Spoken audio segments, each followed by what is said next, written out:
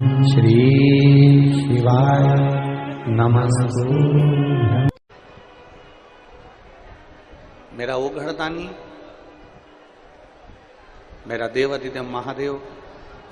मेरा त्रिकालदर्शी, मेरा शिव, अगर उनके संपूर्ण स्वरूप का दर्शन हम करें,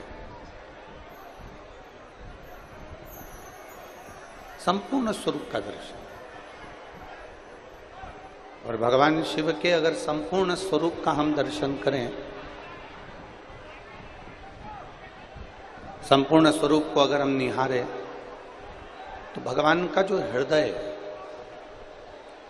भगवान का जो शीश है, भगवान के जो नयन है, भगवान के जो कर्ण है, भगवान के जो अधर है, भगवान की जो ठोडी है, भगवान का जो उदर है, शिव महापुराण कहती है कि भगवान का जो शीश सम्मुख में हमको नजर आता है, ये संपूर्ण शीश पर्वत है। भगवान के जो नयन नजर आते हैं, ये संपूर्ण ब्रह्मांड को प्रकाशित करने वाले, संपूर्ण जगत को प्रकाशित करने वाली एक ऊर्जा, एक ज्योति है।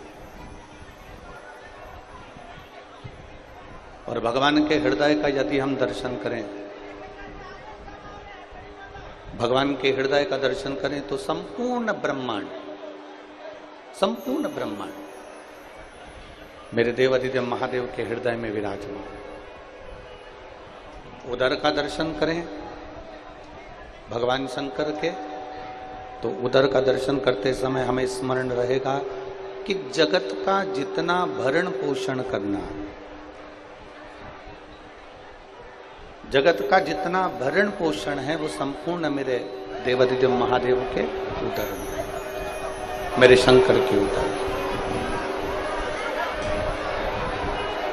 मेरे भगवान देवादिदेव महादेव के उदर में। अब आपने कथा सुनी है,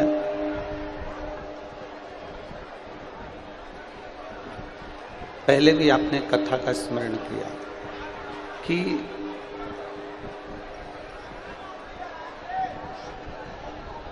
समुद्र का मंथन हुआ,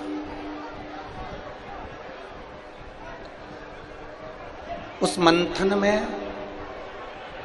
विष प्रकट हुआ, उस मंथन में विष आया, विष प्रकट, और जब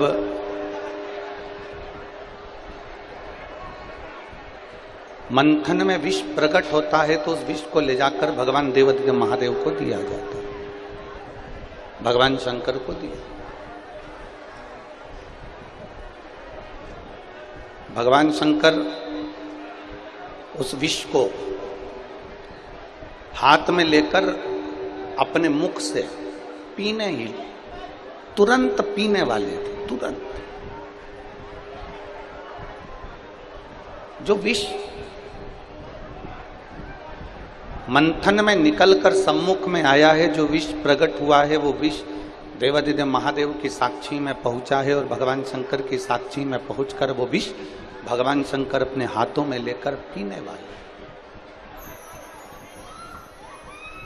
भगवान शंकर उसको पीने वाले।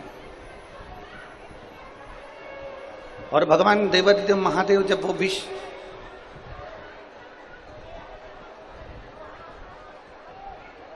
पीने वाले हैं, और उनके हाथों में विष का पात्र है, विष का कटोरा है, और पी रहे हैं, और मां जगतजननी, माता पार्वती जी अपने पति के स्वरूप को देख रही है। हमने पहले भी एक बार कथा में कहा था कि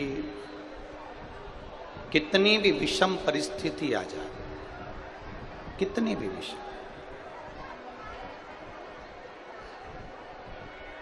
उस विषम परिस्थिति में केवल एक नारी, उस विषम परिस्थिति में केवल एक स्त्री, उस विषम परिस्थिति में एक स्त्री, एक नारी एक ऐसी होती है जो उस विषम परिस्थिति में, चाहे वो आपके घर की माँ हो, आपके घर की बहन हो, आपके घर की बेटी हो, आपके घर की धर्म पत्नी हो, आपके घर की बुआ हो, आपके घर की काकी हो, आपके घर की नानी हो, आपके घर की दादी हो, कोई भी आपकी विषम परिस्थिति में जब सामने विषम परिस्थिति आकर खड़ी होती है, उस जगह पर अगर कोई मार्ग ना सूझे, उस जगह पर अगर कोई मार्ग ना मिले, कोई मार्ग आपकी बुद्धि में आ ही ना रहा हो, तब घर की नारी के पास में, घर की स्त्री के पास में 5 मिनट बैठो और उनसे अपने मन की बात कहो, जरूर कोई ना कोई हल निकल कर सामने आ ही जाता है। कोई ना कोई हल जरूर आए, कोई ना कोई हल आपके सम्मुख में निकल कर आएगा। और एक और बात अपने स्मरण में लीजिएगा, अगर आप घर की स्त्री को अपनी कोई बात नहीं बता सकते, घर की नारी को अपने हृदय की बात नहीं बता सकते और विषम परिस्थिति में फंसे हुए, बहुत विषम परिस्थिति, तो अशोक सुंदरी का जो स्थान होता है, देखिए थोड़ा ध्यान दीजिएगा, आप लोग एलईडी पर भी ध्यान देना और आस्था चैनल पर भी ध्यान देना। तो किस स्थान पर हम अपनी विषम परिस्थिति में अगर उसे स्पर्श कर ले, विषम परिस्थिति में अगर कोई तकलीफ की घड़ी चल रही है, तो हमारा मात्र स्पर्श और थोड़ी देर वहां स्पर्श कर कर अपने मन की बात को कह देने पर भी हमारी समस्या, हमारा दुख समाप्त होता है। जैसे ये शिवलिंग है, ये जलाधारी है और सामने अशोक सुंदरी का स्थान। अब ये सामने जैसे अशोक सुंदरी का जो स्थान होता है, उस अशोक सुंदर वाली स्थान पर अपने हाथ, सीधे हाथ की 3 उंगलियां, मात्र 3 उंगलियां आप अगर स्पर्श करें और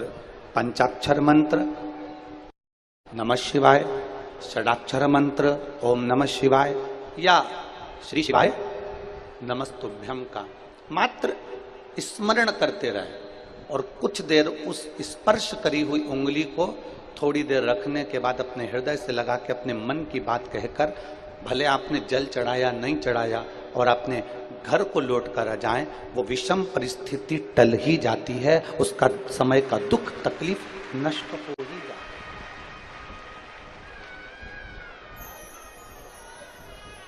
वो एक विषम परिस्थिति को टालने का स्थान है।